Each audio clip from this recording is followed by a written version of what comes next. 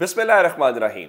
लाखों करोड़ों दुरूदो सलाम मोहम्मद मुस्तफ़ा सल्लल्लाहु अलैहि वसल्लम और आले मोहम्मद पर। मैं हूं उमर दराज गोंदल।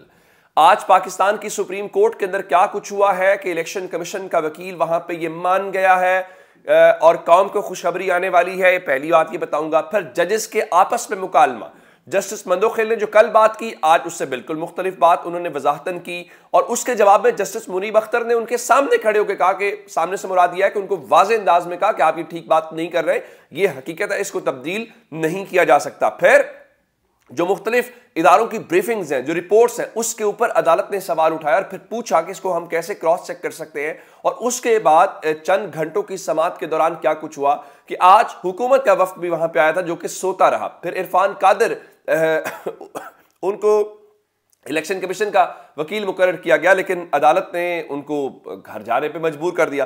तो आगाज सबसे पहले करते हैं कि जस्टिस जमाल खान मंदोखेल ने आज क्या किया।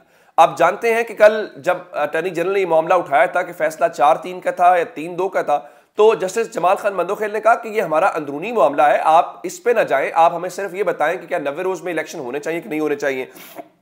आज जस्टिस जमाल खान मंदोखेल गुज़श्ता रोज की वजाहत से पीछे हट गए और यह कहा कि उन्होंने कुछ कहना चाहते हैं, जिसपे उन्होंने कहा कि इंतजामी इख्तियारात को अंदरूनी मामला कहा था, अपने इख्तलाफी नोट पर कायम हूं, यह फैसला 4-3 की अक्सरियत से हुआ था। और उन्होंने ये कहा कि जहां पे जो अक्सरियत का फैसला है वो court of the order of the court था, तो कैसे आपने ये फैसला कर लिया, कैसे आपने इस सारे मामले को जो है वो आगे पीछे चलने दिया। और उन्होंने कहा कि जस्टिस याया अफरीदी और जस्टिस अतर बिन के फैसले हवा में तहरीर हो गए हैं, ये सारा कुछ है।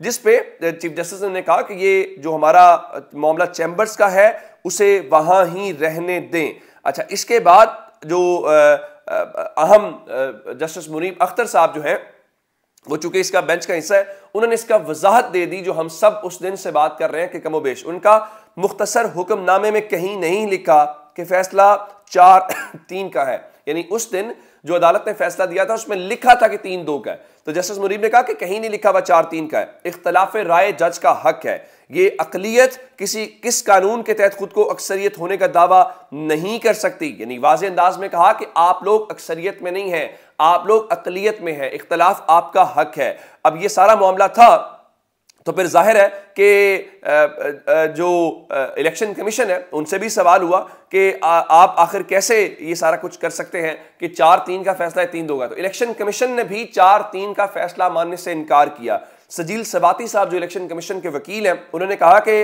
1 मार्च के अदालती ऑर्डर में लिखा है कि फैसला 3-2 के तनासुब से है, फैसले पे 5 जजेस के दस्तखत हैं।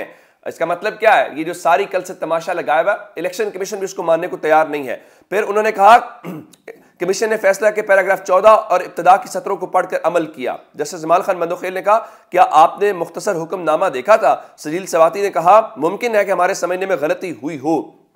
और जिस पे जस्टिस मुनीब ने कहा कि क्या मुख्तसर हुक्मनामे में लिखा है कि फैसला 4-3 का है? सजील सवाती ने कहा, इसी बात को देख के अदालती हुक्म के ऊपर अमल किया। 1 मार्च के इख्तलाफी नोट में कहीं नहीं लिखा कि फैसला 4-3 का है। तो यूं ये जो बहस छेड़ने की कोशिश की गई है वो अपने अंजाम को पहुंच गई। लेकिन तहरीक इंसाफ ने, फवाद चौधरी साहब ने ट्वीट किया कि जस्टिस मंदोखेल साहब ने आज यू टर्न लिया, वो अपने बयान की अजीबो गरीब वजाहत दी है। उनको चाहिए था कि मौकिफ था तो बेंच में बैठने से माजरत कर लेते कि मैं ये बोझ नहीं उठा सकता। सुप्रीम कोर्ट के जज को इतना कमजोर नहीं होना चाहिए। बड़ा वैलिड सवाल है। अगर मंदोखेल साहब समझते हैं कि अक्सरियत की बुनियाद के ऊपर ये आज खुद नोटिस डिसमिस हो चुका है, तो फिर जाहिर है इस बेंच की भी कोई तुक नहीं बनता, तो उन्हें इस बेंच में नहीं बैठना चाहिए था। वो कल से केस सुन रहे हैं और बार बार ये कर रहे हैं, तो ये समझ चीजों की नहीं आ रही। लेकिन बहरहाल चीफ जस्टिस ने भी कहा कि मामला चैम्बर में रहने दे। जस्टिस मुनीब अख्तर ने एक नहीं चलने दी। उनका देखें ये फैसला अक्सरियत का यही है, जो 3-2 का फैसला है, ये 4-3 का फैसला नहीं है। अच्छा, अब आगे जब सवाल ये हुआ कि भाई आप इलेक्शन के हवाले से सारा कुछ कर रहे हैं, तो जाहिर है कि आपने ये जो इलेक्शन चीफ जस्टिस ने उनसे ये पूछा कि 8 अक्टूबर की तारीख आपने कैसे दे दी? क्या आपको वजीर आजम या विफाकी काबीना ने 8 अक्टूबर की तारीख तजवीज की कि हालात तब तक ठीक हो जाएंगे? तो वकील इलेक्शन कमीशन ने कहा जी ये एक अंदाजे के मुताबिक तारीख दी गई है।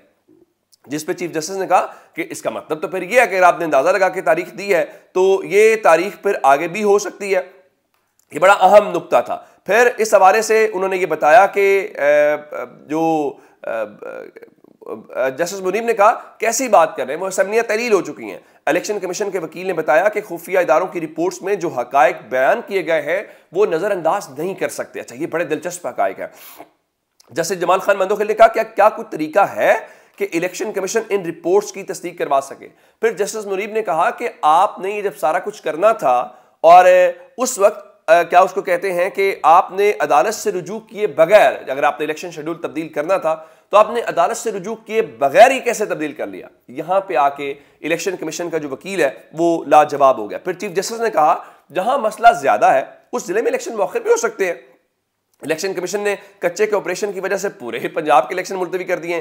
खैबर पख्तूनख्वा में इलेक्शन की तारीख देकर वापस ली गई। 8 अक्टूबर की तारीख पहले से मुकर्रर की गई। 8 अक्टूबर को कौन सा जादू हो जाएगा कि सब ठीक हो जाएगा, जिसपे उन्होंने कहा जी 8 अक्टूबर की तारीख उबूरी जायजे के बाद दी गई। चीफ जस्टिस ने कहा कि उबूरी जायजे का मतलब यह है कि इंतखाबात मजीद ताखीर का शिकार हो सकते हैं। चीफ जस्टिस ने कहा कि नहीं, ऐसा नहीं है, अदालत को पक्की बात चाहिए, आप टू दी पॉइंट बात करें। अच्छा, ये सारा कुछ था। तो वकील ने बताया कि उनको ब्रीफ क्या किया गया, मैं आपके सामने रखना चाहता हूं। उन्होंने कहा खैबर पख्तूनख्वा के 80% इलाकों में सिक्योरिटी खतरात ज्यादा है। 2023 में सिक्योरिटी के 443 थ्रेट्स केपीके में मौसूल हुए। केपीके में रवा साल दहशतगर्दी के 80 वाकयात हुए, 170 शहादतें हुई। खुफिया रिपोर्ट्स के मुताबिक इन खतरात से निकलने में 6 से 7 माह लगेंगे। रिपोर्ट्स के मुताबिक अवाम में अदम सिक्योरिटी का तासुर भी ज्यादा है। ये खैबर पख्तूनख्वा की सूरत हाल है। आगे चलते हैं। आगे बताया सेक्टर कमांडर ISI ने बताया कि खैबर पख्तूनख्वा में कल अदम तंजीमों ने मुतवाजी हुकूमतें बना रखी हैं। खुफिया रिपोर्ट्स में बताया गया कि 2 मुख्तलिफ दहशतगर्द तंजीमें मुतहरिक हैं। खुफिया रिपोर्ट्स के मुताबिक खैबर पख्तूनख्वा के मुख्तलिफ इलाकों में शैडो हुकूमतें कायम हैं। सवाल ये पैदा होता है, हमें तो बताया गया था कि हमने दहशतगर्दों की कमरे तोड़ दी हैं, एक बात। दूसरा, जिस तरह से कहा जा रहा है कि जनाब आप शैडो हुकूमतें हैं, मुतवाजी हुकूमतें हैं, इसका मतलब है रियासत के मुकाबले में कोई रियासत वहां खड़ी हो चुकी है। अगर ये बात हम लोग करते, कोई और पाकिस्तान का शहरी करता, उसका क्या हाल होता, वो ढूंढने से भी ना मिलता। एक बात। दूसरी बात यह है कि अगर ये सब कुछ है तो इदारों का या बाकी सबका इसमें किरदार क्या है, ये बड़ा इंपॉर्टेंट है। अब इनसे ये पूछा गया कि जाहिर है कि 2023 में इलेक्शन तो वैसे भी होने थे, तो फंड्स तो आपको एलोकेटेड होंगे। अब आपका मसला है क्या? आप उन लेटर्स की बुनियाद के ऊपर रिलाय कर रहे हैं कि आपको सिक्योरिटी नहीं मिल रही, आपको पैसे नहीं मिल रहे। तो अब आप हल बताएं जिस पे इलेक्शन कमीशन के वकील ने वो जुमला कहा जो इस पूरे केस का क्रक्स है। वो क्या? उन्होंने कहा कि फंड्स और इदारों से मुआवनत मिल जाए तो हम इलेक्शन करवाने के लिए अब भी तैयार हैं। यह कहना था सजील सवाती साहब का, जो इलेक्शन कमीशन के वकील हैं सुप्रीम कोर्ट के मामले के ऊपर। अब वहां पे ये जब इन्होंने बात कर दी तो चीफ जस्टिस ने कहा कि सियासी दर्जा हरारत कम होने तक इंतखाबात पुरअमन नहीं हो सकते। किसी फरीक ने सियासी दर्जा हरारत कम कराने की यकीन दहानी नहीं कराई, जिस पे अली जफर साहब ने कहा जी वो यकीन दहानी करवाने के लिए तैयार है। उनसे पूछा गया आप किसकी तरफ से कराएंगे, उन्होंने कहा जी वो तहरीक इंसाफ के चेयरमैन इमरान खान की तरफ से करवाएंगे।